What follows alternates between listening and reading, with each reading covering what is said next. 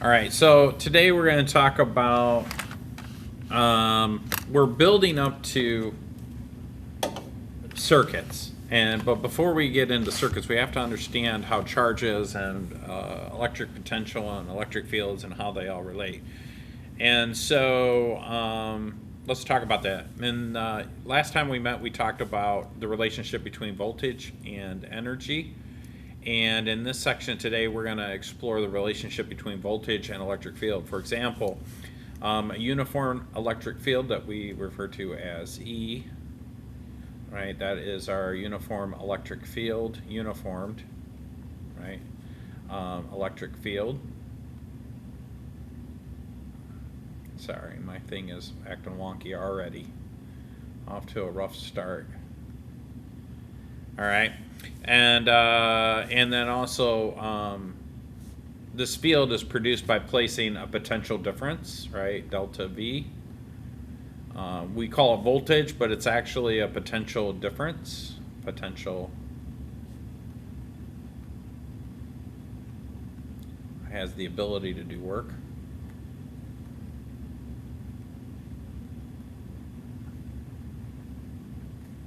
AKA voltage.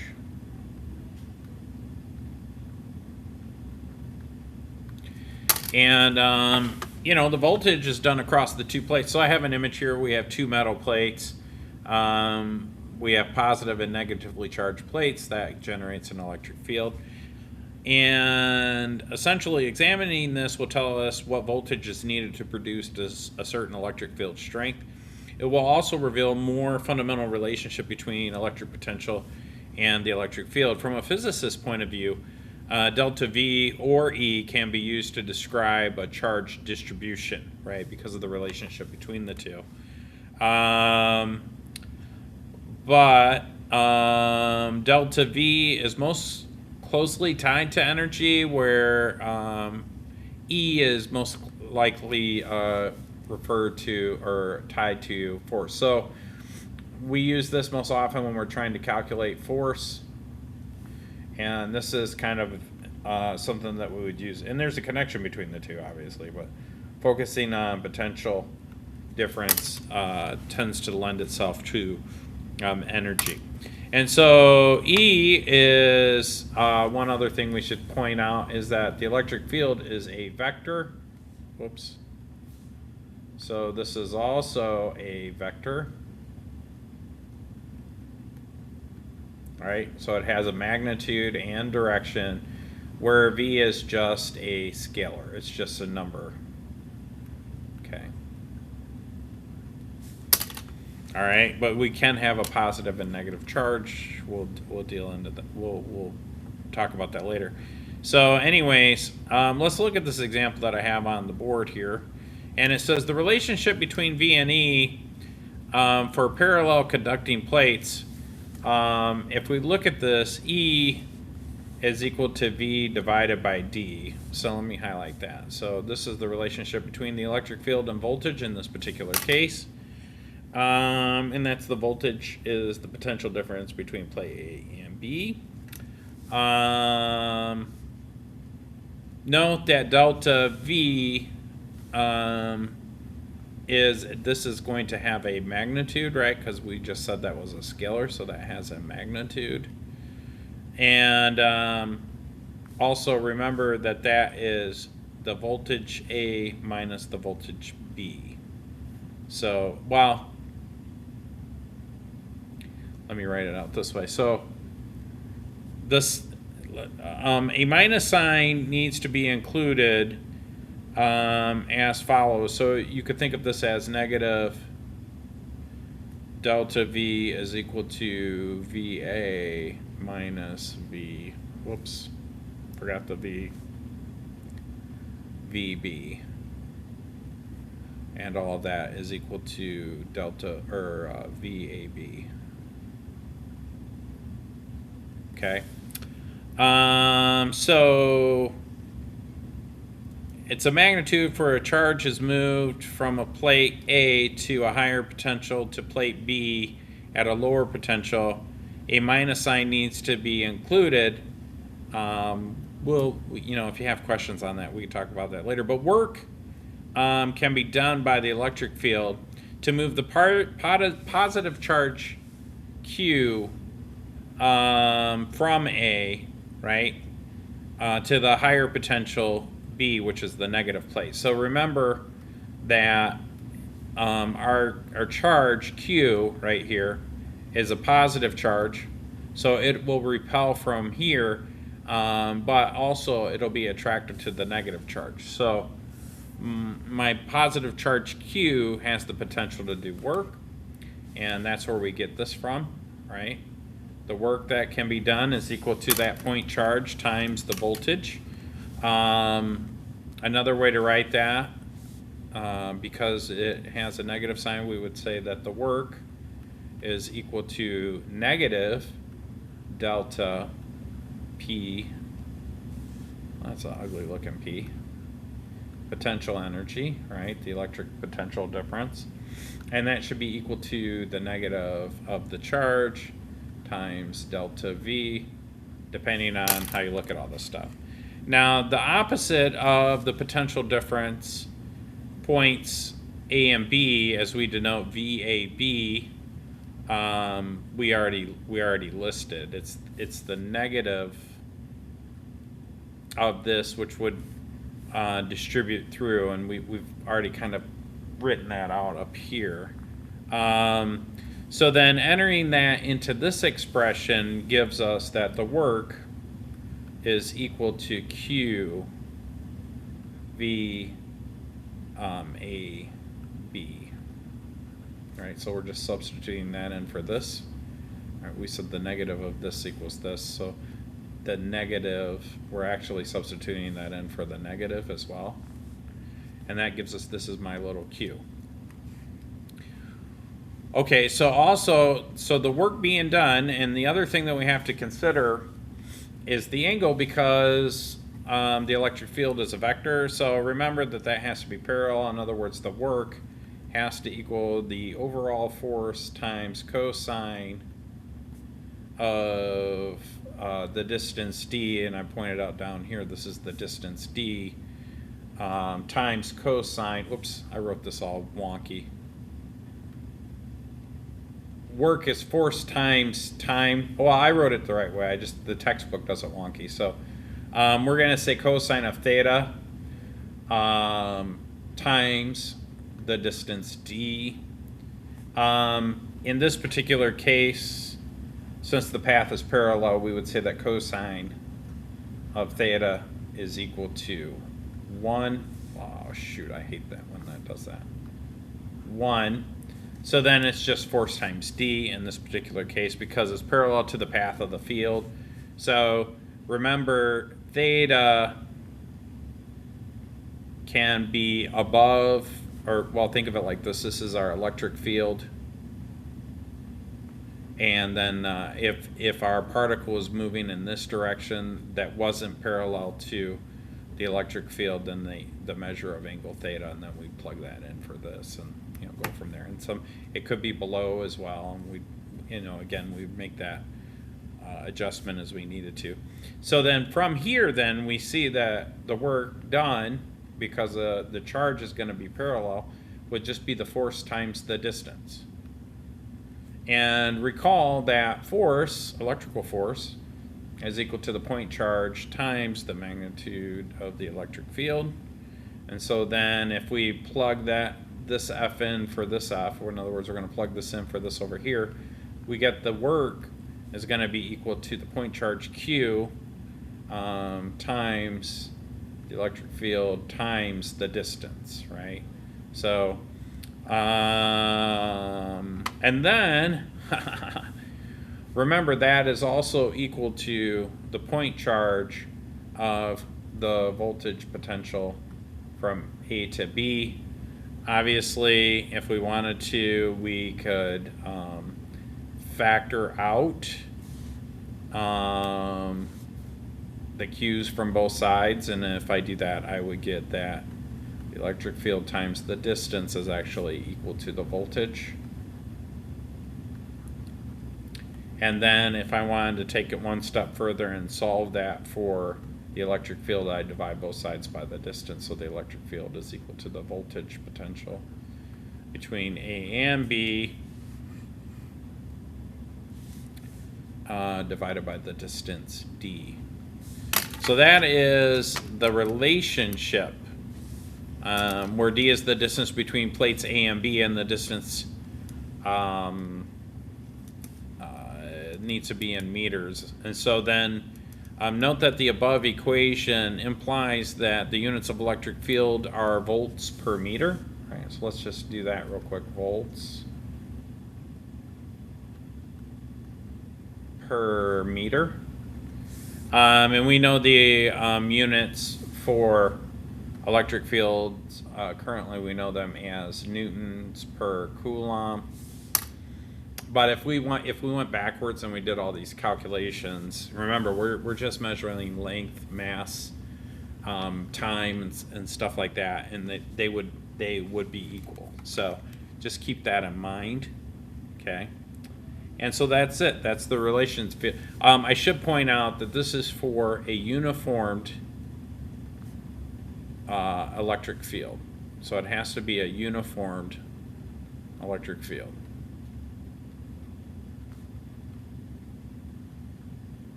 Only this relationship here, where D is the distance between the plates A and B. So let's do a problem of this, so we can kind of see it in action, and you know, this will be kind of what your homework will be on. Is this? We'll get a little practice with this. So we're going to do this thing where we're going to calculate.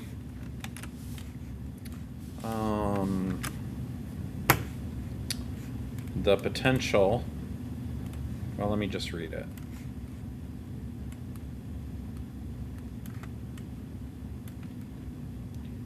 So it says dry air will support a maximum electric field of about 3 times 10 to the 6 volts per meter. Remember, that's the same as newtons per coulomb. Above that value, the field creates enough ionization of air to make air a conductor. In other words, air will actually conduct electricity. This allows a discharge or spark that reduces the field. What then is the maximum voltage between two parallel conducting plates separated by 2.5 centimeters of dry air? So let's kind of draw a picture so we get a good idea.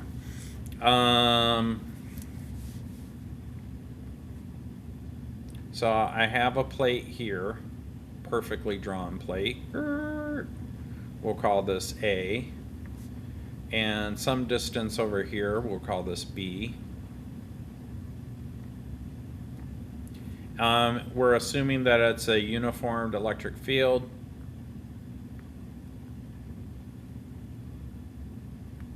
And what they're afraid of is, so we'll have a potential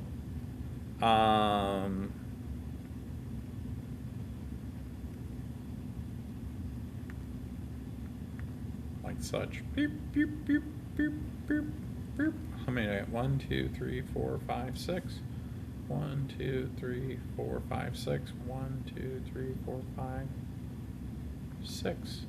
And well, you know, the ones on the ends are a little wonky, but and that's basically it. And then the distance between these is 2.5. I hate that. 2.5 centimeters. And it's saying, what is the maximum voltage before there's a charge, a discharge? In other words, the arc will jump from here to here, right? So let's start with what we know. We know that the voltage across AB is equal to the electric field times D. And then what information did they give us? Well, they gave us, this is the, well, how do I want to word this? to find the voltage, right, I just need the strength of the electric field. So the electric field is equal to this 3.0 times 10 to the positive 6 volts per meter. And then the distance between the two of these, because it's 2.5 centimeters, is actually 0.025 meters. So to find the voltage, I'm going to say 3.0 times 10 to the 6 times 0.025. I forgot to write the units, but that's okay. If you do the math on this, you get 7.5 times 10 to the positive 4. And there'll be some cancellation. This meter will cancel with this meter, and so that's your answer in volts. And or you could think of this as just 75 kilovolts if you want to do it that way.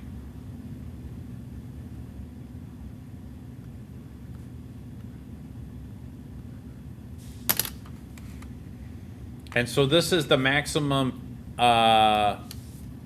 This is the maximum field strength or potential that you can have. Otherwise, the air will conduct electricity.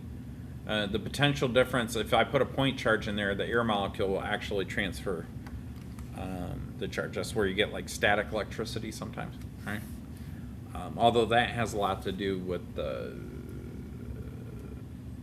well, I don't want to explain all that. So one of the implications of this result is that it takes about 75 kilovolts to make a spark jump across 2.5 centimeters gap, or 150 kilovolts would go 5 centimeters. So this limits the voltages that can exist between conductors. Perhaps the power, like on a power transmission line, right? The smaller voltage will cause a spark if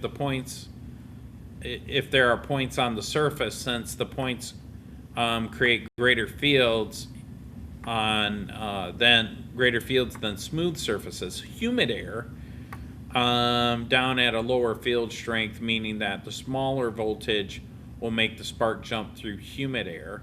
The largest voltages can be built up, say static electricity on dry days. So when you like it's wintertime here in the Midwest and we have our heat on, which causes the air to dry a little bit, so you don't have as much humidity, but you charge up a lot of static electricity, and it stays in your body because it can't really leave your body because there is no humidity in the air. You can discharge charged up particles through interaction with air molecules, but when it's dry and less humid, it doesn't charge up.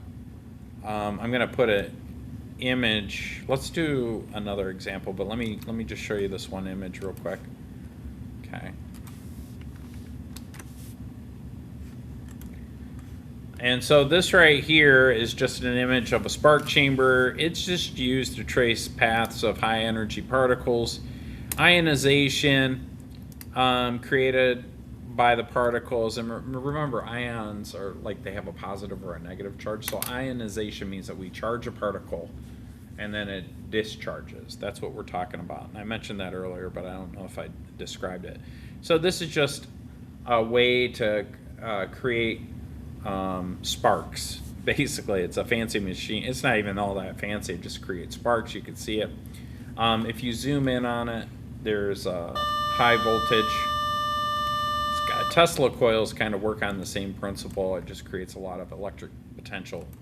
But here's a high voltage.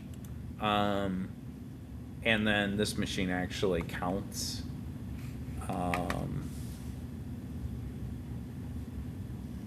the ionized particles. And then this can be used for different experiments. So, I don't know, it's kind of a neat thing. It's kind of simple, but it does something that's kind of more complex. Let's do another problem real quick, though.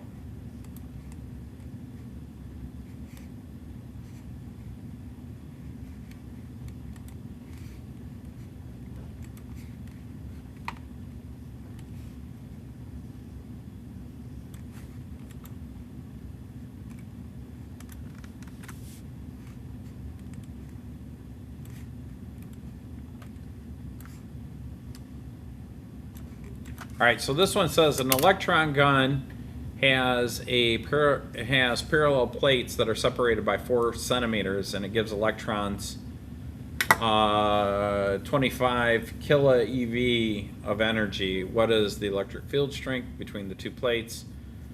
What force would this field exert on a piece of plastic with a 0.5 microcoulomb charge that gets between the plates?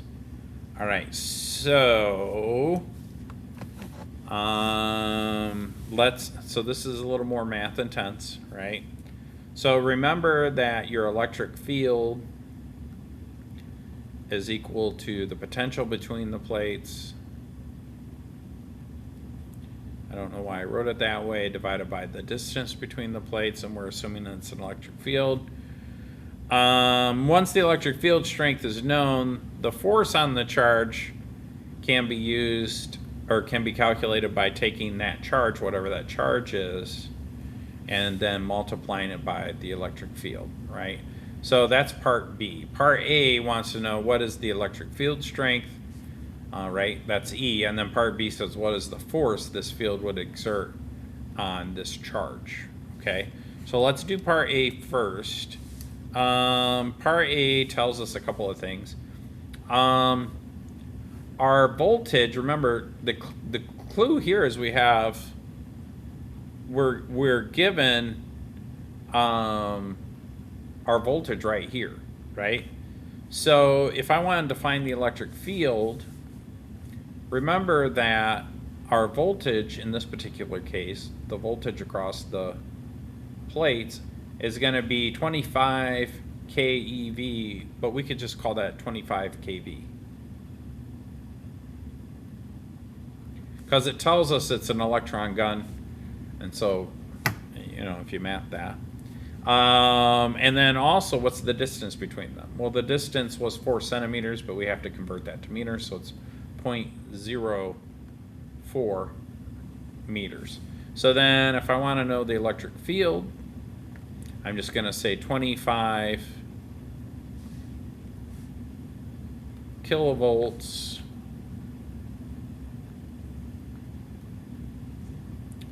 divided by 0.04.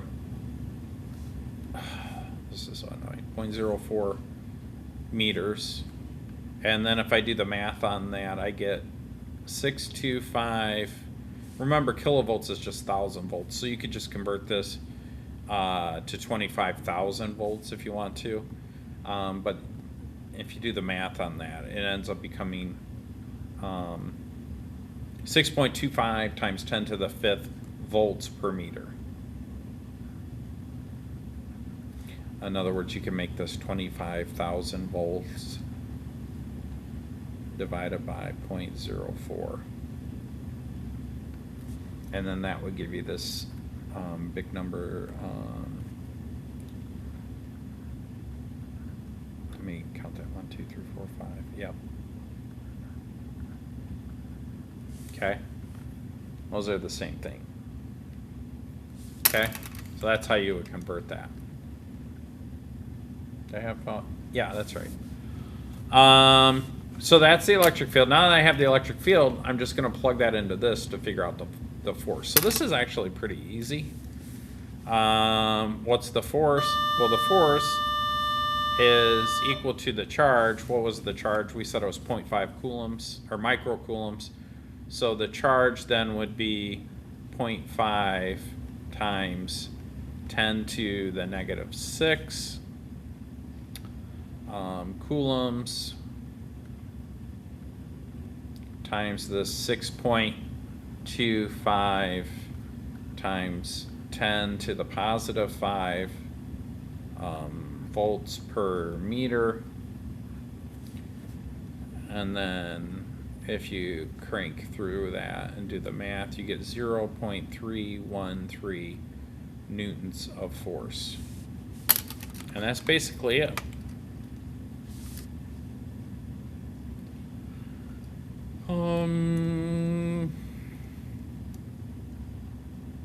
Okay. Let's scroll down. We're not quite done yet. So one other thing I want to talk about In general situations, regardless of whether the electric field is uniform, it points in the direction of decreasing potential because the force of the positive charge in the direction of E and also the direction of the lower potential V. Furthermore, the magnitude of E equals the rate of decrease of V with distance. The faster V decreases over distance, the greater electric field.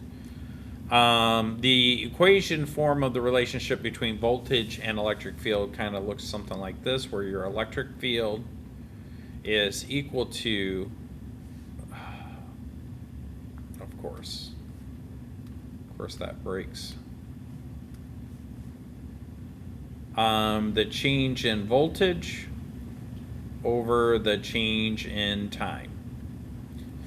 Okay.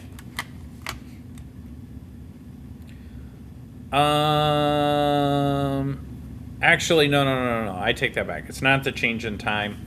So let's define this. This is the change in voltage, but delta S is the distance over which you have the change in potential. So this is the distance. Oh, this is going to be aggravating. Distance over the change in potential. And that has to do with, like, fields, electric fields kind of radiate from a center. And so then it's technically the distance is like an arc length. So the minus sign tells us that the E points in the direction of decreasing potential. The electric field is said to be the gradient, which is like a greater slope of the electric potential. Okay, and that's it. So for continually changing potentials, delta V and delta S become infinitesimals, and then we need to use like differential calculus to determine the electric field at an instant. But this is the relationship of them. Okay, and that's it.